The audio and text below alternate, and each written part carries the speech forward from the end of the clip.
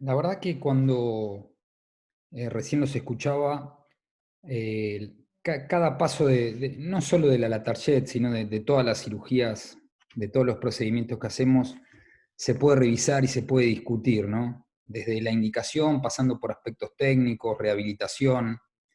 Hay un montón de cosas que están en constante revisión. La Latarjet es una cirugía que tiene 70 años en el mercado y todavía la seguimos discutiendo o modificando.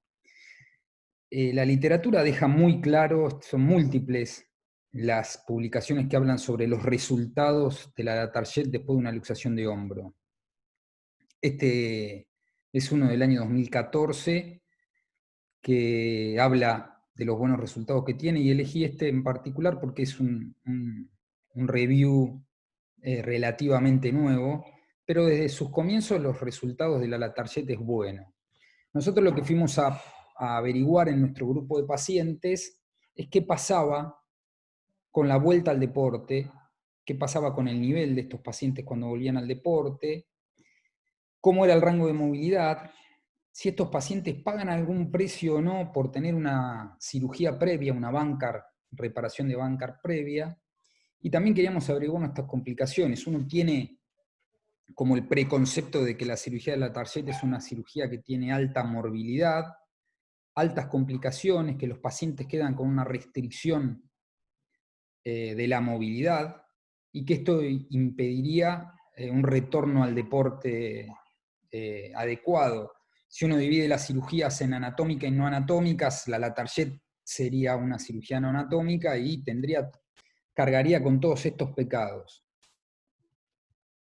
Así que lo primero que hicimos nosotros fue estudiar un grupo de pacientes que eran jugadores de rugby, y a los que le hicimos la técnica que recién le mostraba a Luciano.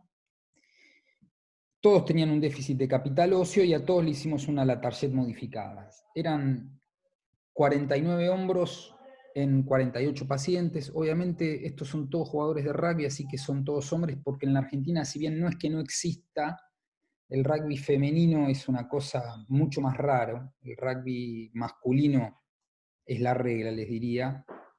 Todos los pacientes son pacientes jóvenes, pacientes que tuvieron múltiples episodios de inestabilidad de hombro. A veces es difícil eh, diferenciar entre una subluxación y una luxación, porque los pacientes muchas veces no se dan cuenta, pero todos estos pacientes tenían déficit de capital óseo por encima del 20% de la glena. Eran todos pacientes altamente competitivos. En la Argentina el rugby profesional es chiquito, pero el rugby competitivo es masivo. Y estudiamos los pacientes básicamente con los scores que todos conocemos y le pusimos especialmente foco en el rango de movilidad, en el retorno al deporte y la comparación entre cómo estaban antes de la lesión y después. Este es el trabajo que les mostraba Luciano hace poco en la presentación anterior, y una cosa que yo quería aclarar es que casi todos los cirujanos tenemos algún detalle propio cuando hacemos la cirugía, ese toque mágico.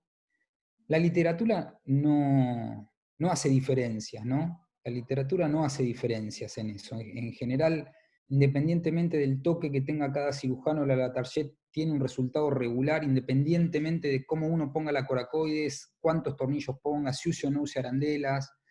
Así que ese es un dato interesante porque es una cirugía confiable. Como vemos, nosotros seguimos los pacientes con un mínimo de 2 años y un promedio de 28 meses, y encontramos que en los scores de Rowe, el BAS y el ASOS, una mejora significativa, con una P significativa, es decir, los pacientes mejoraron radicalmente desde antes de operado al seguimiento. No tuvimos una restricción del rango de movilidad, ni siquiera en la rotación externa, que es lo que a uno más miedo le tiene. Y tuvimos que todos los pacientes retornaron al deporte, el 92% retornaron al rugby, y de los que retornaron al rugby, todos retornaron a un mismo nivel. Es decir, tuvimos un 92% de vuelta al rugby y un 100% de retorno a la actividad deportiva.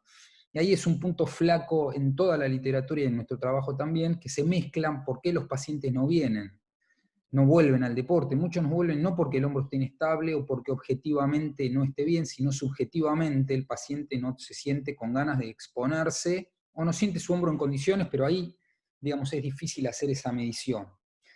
No tuvimos recidiva, tuvimos un tornillo intraarticular y 6 pacientes sin evidencia de consolidación.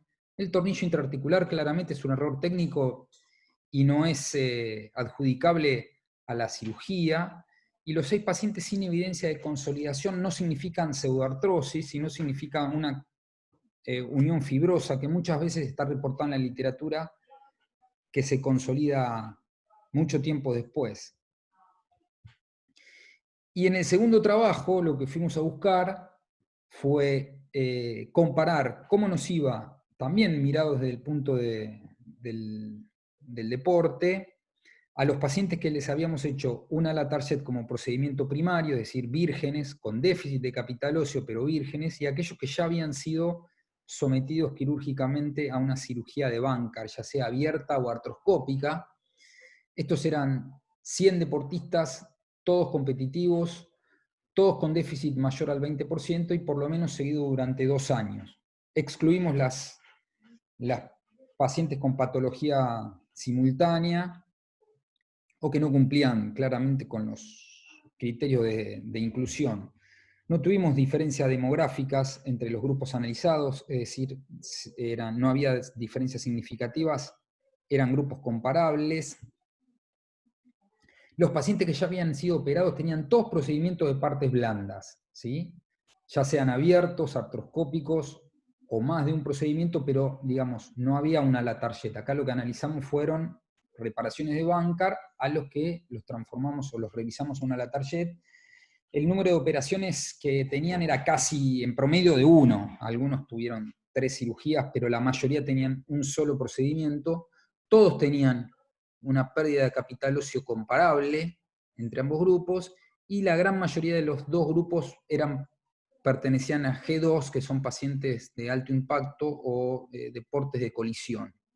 Con un seguimiento promedio ya más largo y mínimo de 2 años, cuando analizamos todo el grupo completo, es decir, los 100 pacientes completos, vemos lo mismo, que es que en el trabajo anterior, que los pacientes mostraban una mejora significativa con una P significativa, y cuando los dividíamos en primaria y revisión no tuvimos diferencias significativas en los scores funcionales, es decir, mejoraron tanto aquellos que tenían una cirugía primaria como los que tenían una cirugía de revisión con los 3 scores previos que les mencioné.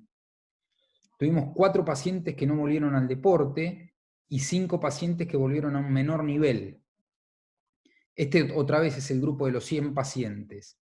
Y cuando comparamos la cirugía primaria versus la cirugía de revisión, no tuvimos diferencias significativas entre los 2 grupos. Es decir, no parecen pagar un precio muy alto a aquellos pacientes a los que le hicimos una Bankart previa.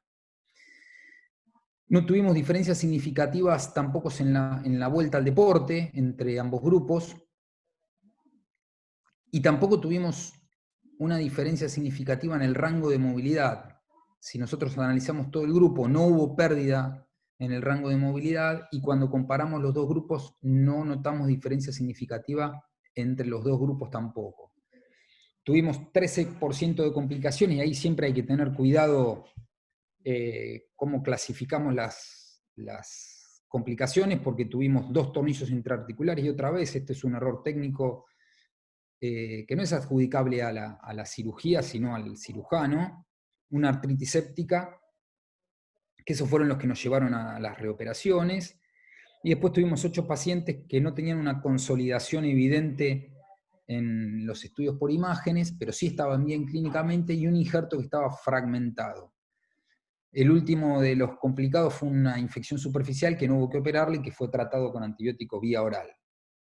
Es decir, en nuestros estudios, en nuestra práctica cotidiana, la mayoría de los pacientes regresan al deporte a un muy buen nivel, en más del 90%, no vimos restricciones de la movilidad, recurrencia, y no vimos diferencia entre cirugías primarias y de revisiones. Obviamente, como todos los trabajos retrospectivos o este tipo de estudios, estas cortes, tienen debilidades, y nuestros trabajos no son la excepción.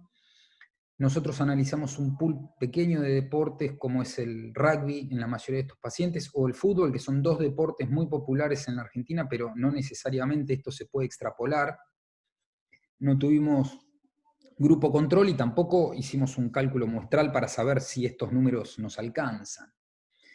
En síntesis, nosotros tuvimos lo que les decía, una alta tasa de vuelta al deporte a un muy buen nivel, sin pérdida de rango de movilidad, sin importar si el paciente había estado operado o no, y con una baja tasa de complicaciones. Hay muchos artículos que hablan sobre la Latarjet y deporte, y si bien hay muchos autores que han reportado un alto porcentaje de vuelta al deporte y al mismo nivel, la mayoría de los trabajos excluyen las revisiones. Y de los pocos trabajos que hay que hablan de la cirugía de la Latarjet como revisión, hay pocos que incluyan deportistas, es decir, en general los deportistas están excluidos. Es importante el tipo de deporte. Hay muchos estudios que ponen el foco en qué pasa con los lanzadores a los que uno le realiza una cirugía de la Latarjet. Nosotros tuvimos muy pocos pacientes que no volvieron a un buen nivel deportivo. Lo que pasa que el número de pacientes que eran overhead de lanzadores era bajo, era el 13%, entonces ese análisis no lo pudimos hacer. Si nosotros pudiéramos abstraernos de los deportistas de contacto, fútbol o rugby, y pudiéramos analizar jugadores de vóley, tendríamos un número más preciso, pero no lo podemos saber.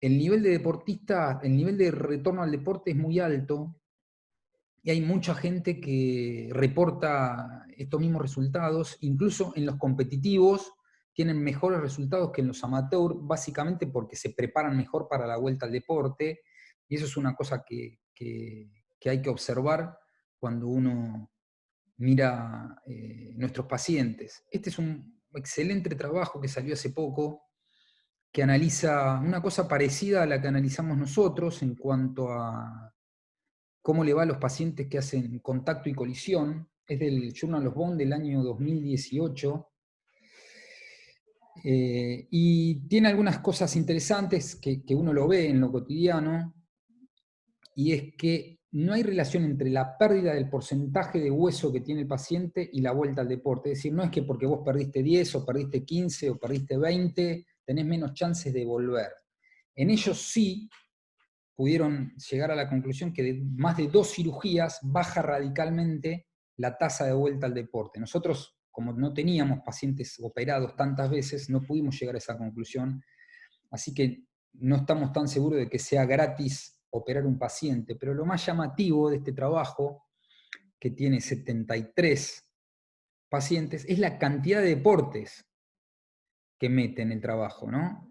Entonces mete 64 pacientes que son de contacto, pero tienen hockey, fútbol americano, básquetbol, esquí, fútbol,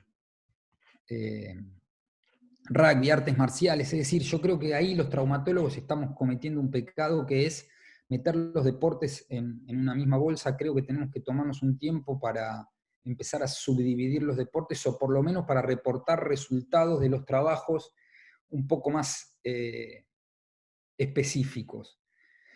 Claro, cuando uno ve las complicaciones, dice, bueno, 30% de complicaciones es una cosa inaceptable. Ustedes calculen de cualquier cirujano que se le complique el 30% de una prótesis de cadera, de rodilla, lo que ustedes quieran, es inaceptable. Este es un trabajo del año 2013 del Journal de Hombro y Codo americano, y hace un review sistemático, y es realmente llamativo, porque un 30% asusta. La cantidad de complicaciones asociadas es larguísima. ¿Cuánto tiene que ver la N de pacientes que uno trata por año en las complicaciones? Está reportado en la literatura: cuanto menos cirugías uno tenga, más alta es la tasa de complicaciones. Sin embargo, en otros estudios la tasa de complicaciones es de la mitad, y en otros estudios mucho menos. En este trabajo que salió hace poquito, en el 2018, en el American Journal of Sport Medicine, el Latarjet abierto tiene un 7,2% de complicaciones, y otra vez esto tiene que ver mucho con cómo se mire y cómo se tabule la complicación. En síntesis, para la vuelta al deporte, que es lo que a nosotros nos interesa en esta charla, la mayoría de los pacientes después de una Latarjet tienen un muy buen porcentaje de vuelta al deporte a un gran nivel. La restricción de la movilidad pareciera tener que ver más con un problema técnico que con un problema de la cirugía en sí. La tasa de recurrencias es muy baja, y si el paciente tiene una o dos cirugías previas de partes blandas, no pareciera haber diferencias en los resultados entre primarias y revisiones.